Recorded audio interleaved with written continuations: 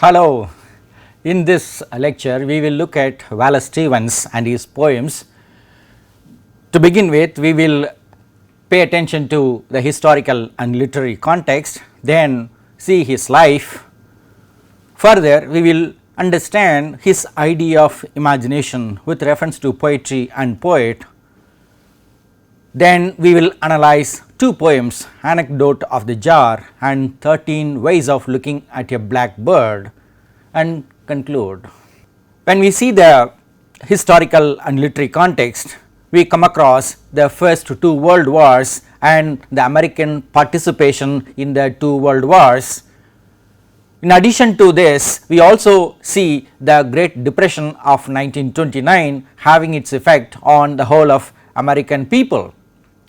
As a result of these two major events, two world wars and this Great Depression, we see one generation called the lost generation of writers like Ernest Hemingway, Scott Fitzgerald, John Passos, E. E. Cummings, Archibald MacLeish and Hart Crane. During this time, we find the publication of the poetry magazine in 1912 from Chicago by Harriet Monroe. At the same time, we find the rise of Robert Frost and T. S. Eliot as formidable poets. Both are Americans, but one, that is Eliot, settled in England. It was a time when modernist poetry was growing through the influence of Ezra Pound. Modernist poetry was considered to be imagistic, incoherent, difficult and elite poetry. However, in the American continent we have modernists with a difference. Wallace Stevens, Carlos Williams, Hilda Doolittle, Marian Moore, Elizabeth Bishop, they practiced modernism in their own ways among other poets. Now let us see Wallace Stevens. He was trained in Greek and Latin classics and he became one of the great orators in his own days. When he went to Harvard, he wrote for this magazine Harvard Advocate, and later he also wrote for Harvard Monthly and then had a chance to edit this magazine. In this magazine, he was able to publish many of his poems when he did not get contribution from other friends and students. He was training himself in this literary pursuit, but then he had to abandon literary pursuits to become a lawyer. He worked for insurance companies throughout his life. He retired as vice president of the Hartford Accident and Indemnity Company at last. He started his career as a poet very late, but then he had a productive and successful life. He was able to become successful because of his keen interest in words and sounds, and this interest kept him busy with poetry and his life. However, this poetry, like any other modernist poem, was difficult, elusive, metalinguistic, meta-poetic. That means it was more about poems, more about language, more about imagination, the process of creation, than about anything else. Some of the examples we have are The Emperor of Ice Cream, The Man on the Dump, Sunday Morning, Anecdote of the Jar, 13 Ways of Looking at a Blackbird. What does Stevens say about imagination, poetry and poet? Here we have a quotation from his book The Necessary Angel. Certainly it is not to lead people out of the confusion in which they find themselves. This is in contrast to Frost, who says a poem begins in delight and ends in wisdom, and a poem is a momentary stay against confusion. Nor is it, I think, to comfort them while they follow their readers to and fro.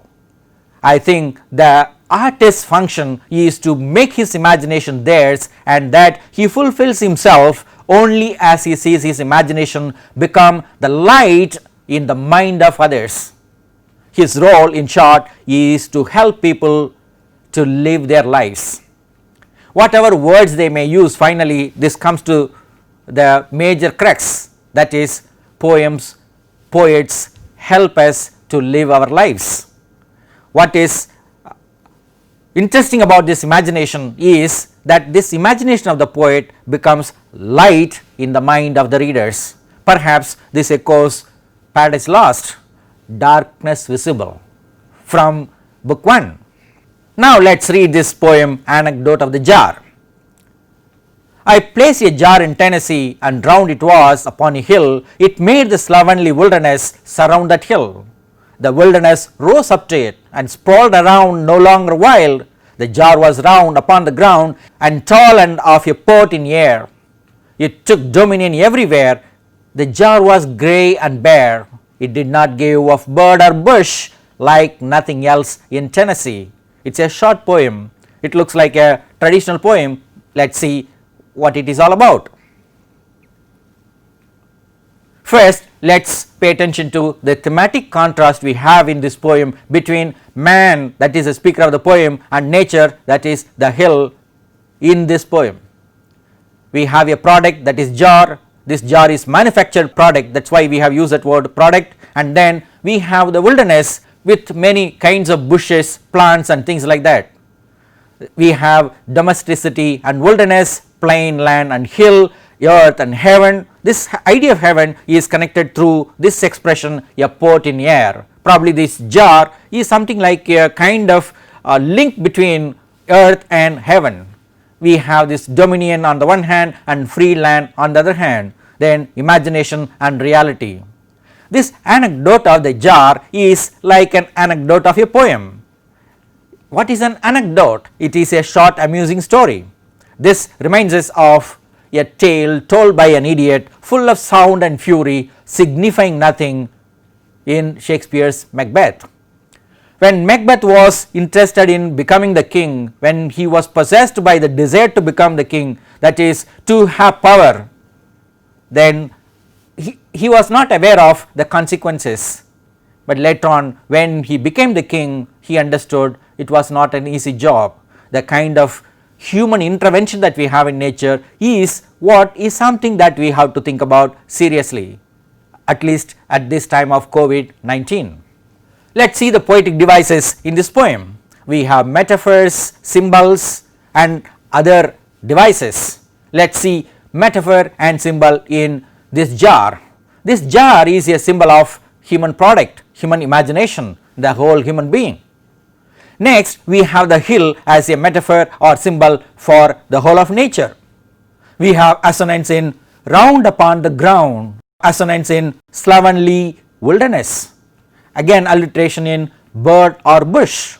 This is something very interesting to see. This bird is something like an animal life and bush is something like a plant life, which are contrasted with human life. We have a simile, it looks like a simile, but it does not give much meaning, like nothing else in Tennessee. That is why we have raised a question, does it create a meaningless meaning? Is the jar so incomparable? That kind of question we raise here. Then the whole irony of the poem is that the jar takes control of the hill. Is that good for the hill? Is it good for humanity? That is what we have to ask. This anecdote of the jar is a very interesting poem. It has attracted and appealed to many readers throughout the world. Let us see the rhyme, rhythm and meter now. When we see the form, we have 3 quatrains, that is 12 lines. Then when we see the rhyme, we find that it is unrhymed, but it also has some kind of rhyme scheme. Some words are rhymed. Then when we come to rhythm, we find that generally on the whole the poem is iambic, but then we have some variations of trochee and others. Let us see the caesura, enjambment and end-stopped lines in the example we have here in the first stanza. I placed a jar in Tennessee, and round it was upon a hill. It made the slovenly wilderness surround that hill. So caesura we have in that comma indicated it was, and then enjambment after wilderness, surround, then end-stop lines at the end, full stop, we have a hill, that hill. The meter is predominantly tetra, that means just 4 feet. We also have dimeter in this poem. We can on the whole say this poem has iambic tetrameter. We also have repetition of words like Tennessee, round, surround, wild, hill, jar. These repetitions actually make up this rhyme that we have in this poem. Rhyme, rhythm, repetition, all these three contribute to make this poem a great poem. To give an overall impression of the poem, let us look at these points. The speaker placed a jar upon a hill in Tennessee and found that the jar began to dominate the environment. In fact, the human intervention in nature radically alters the scene in favor of humans and not nature. Unlike the green nature, the jar was grey and bare and did not give off bird or bush, that is, animal or plant life. The speaker's imagination of the jar on a hill was nothing like anything in the natural climate of Tennessee. Imagination may control the thought process of human beings with little action on the ground. So, we can see the gap between imagination and reality. Here we come to one of the most interesting poems in American literature, 13 Ways of Looking at a Blackbird. This is a poem of perception, looking at an object in different ways. Why 13? That is Stevens, unconventional, looking at something from different points of view. Let us read the 13 stanzas. They are like haikus, 3 lines or 2 lines. We have unconventional poetry here in this poem. Let us read them. We have also indicated some basic contrast within each stanza in brackets, like what we have in stanza 1, motion and stillness. These two are contrasted in this particular stanza. Among 20 snowy mountains, the only moving thing was the eye of the blackbird. I was of 3 minds like a tree in which there are 3 blackbirds. The blackbird whirled in the autumn winds. It was a small part of the pantomime. A man and a woman are one. A man and a woman and a blackbird are one. I do not know which to prefer, the beauty of inflections or the beauty of innuendos, the blackbird whistling or just after. Icicles fill the long window with barbaric glass. The shadow of the blackbird crossed it to and fro. The mood traced in the shadow an indecipherable course. O thin men of Haddam, why do you imagine golden birds? Do you not see how the blackbird walks around the feet of the women about you? I know noble accents and lucid, inescapable rhythms, but I know too that the blackbird is involved in what I know.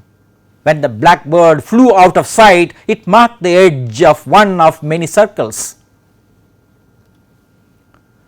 At the sight of blackbirds flying in a green light, even the birds of euphony would cry out sharply. He rode over Connecticut in a glass coach. Once a fear pierced him in that he mistook the shadow of his equipage for blackbirds. The river is moving. The blackbird must be flying. It was evening all afternoon. It was snowing and it was going to snow.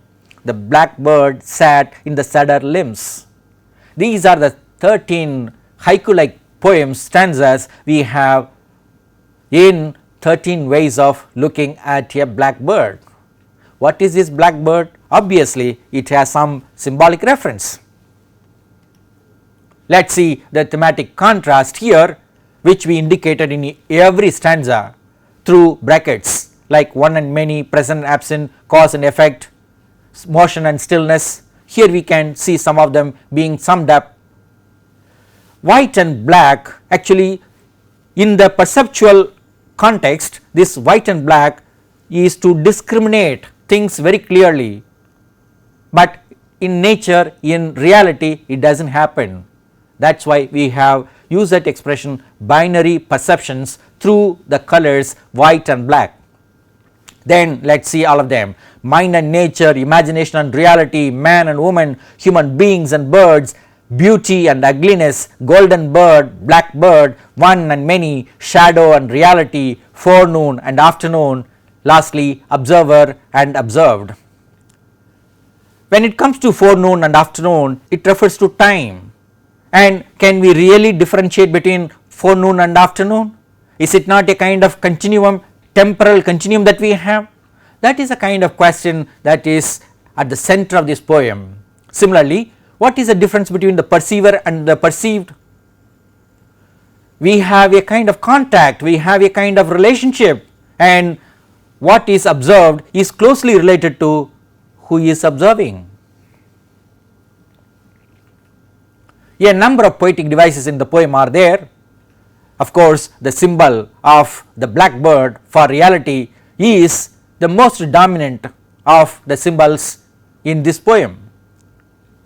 We have consonants in 20 snowy mountains, 20 snowy mountains and one blackbird, that too the eye, the moving eye of the blackbird. That is a kind of drawing attention of the reader to the poem, to the action in the poem.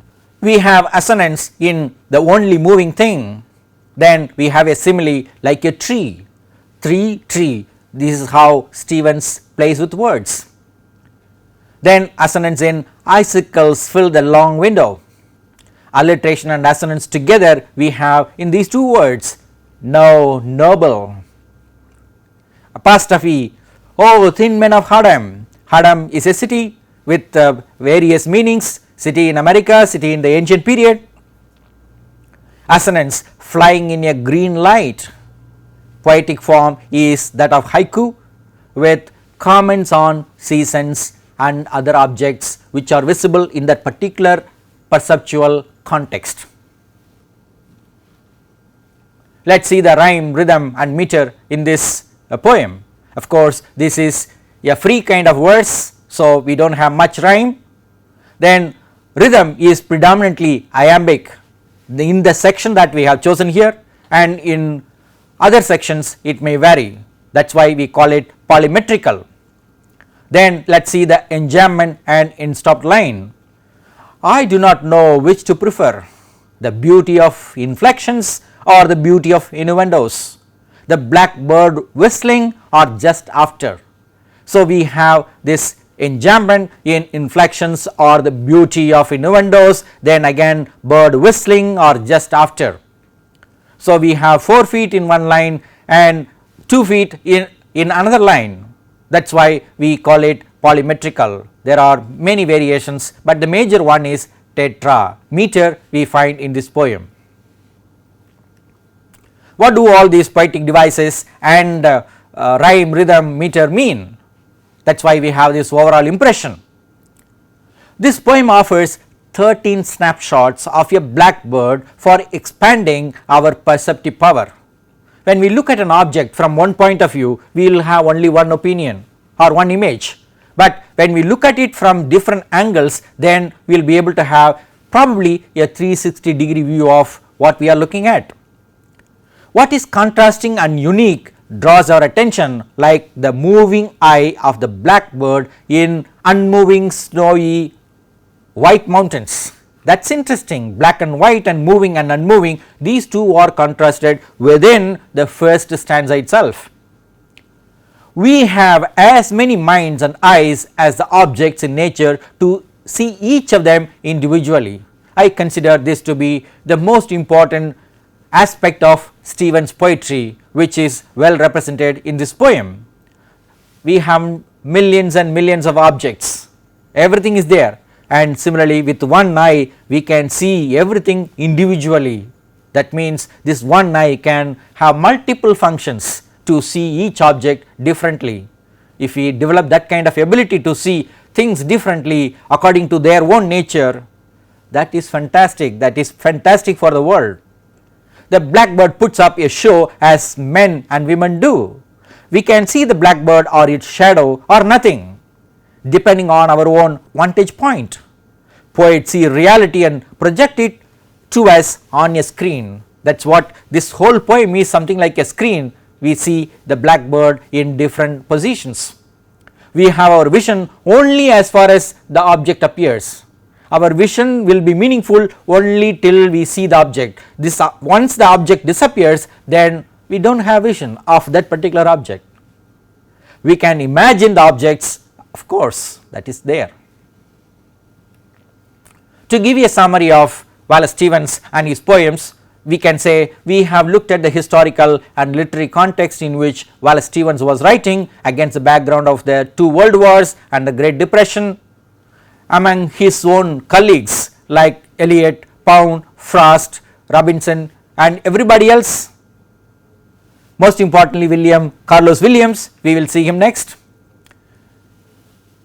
He was basically a lawyer, but he chose to write poems in his late life.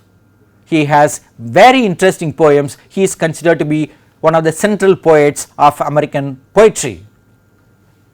His role of imagination for the reader is something very interesting. The poet has to make his imagination visible, a light for the reader. We read Anecdote of the Jar and 13 Ways of Looking at a Blackbird, focusing more on the interaction between man and nature. What is nature, what is man, we understand through the interaction between the two, but then the interaction must be open, the perception must be flexible. That is where we have a wonderful world. We have some references. If you are interested, you can see many of these and many more. We have to notice the importance of Wallace Stevens journal specifically in this reference list. There is a journal separately only for Wallace Stevens, which publishes many articles on Wallace Stevens poetry and also the poetry of other poets. Thank you.